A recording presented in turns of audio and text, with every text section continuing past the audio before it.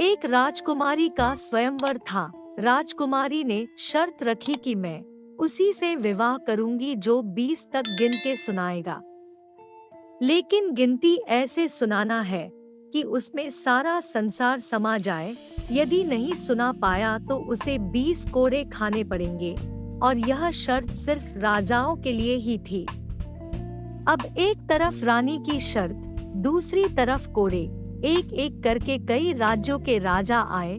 राजकुमारी के पिता ने दावत रखी थी, कई तरह की मिठाइयाँ और कई तरह के पकवान बनवाए। पहले सबने दावत का आनंद लिया और फिर रानी का स्वयंवर शुरू होता है। एक से बढ़कर एक राजा और राजकुमार आए। सबने गिनती सुनाई जो उन्होंने पढ़ रखी थी, लेकिन कोई भी ऐसी गिनती नहीं सुना पाया जिससे राजकुमारी को संतुष्ट कर सके, और अब जो भी आता कोड़े खाकर चला जाता। कुछ राजा तो कोड़े के डर से आगे ही नहीं आए, क्योंकि उनका कहना था कि गिनती तो गिनती ही होती है, राजकुमारी पागल हो गई है, ये केवल हम सबको पिटवा कर मजे ले रही है। यह सब देखकर वहां खड़ा एक नौकर हंसने लगा और कहने लगा कि अरे आप सभी इतने ज्ञानी राजा और महाराजा हो।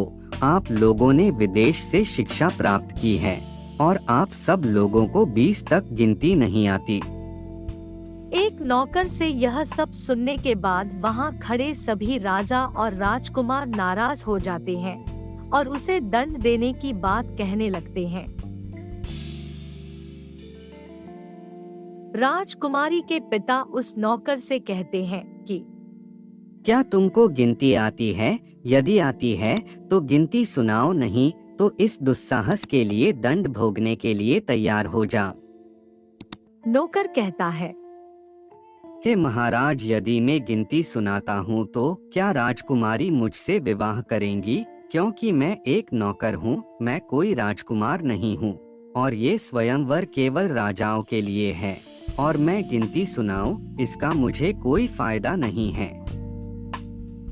नौकर की बात सुनकर राजकुमारी ने कहा, ठीक है, यदि तुम गिनती सुनाते हो तो मैं तुमसे शादी करने के लिए तैयार हूँ, और यदि नहीं सुना सके तो तुमको मृत्यु दंड दिया जाएगा। वहाँ उपस्थित सभी लोग देख रहे थे कि आज तो इस नौकर की मृत्यु तय है। नौकर को 20 तक गिनती सुनाने को कहा जाता है और राजा की आज्ञा लेकर नौकर गिनती सुनाता है।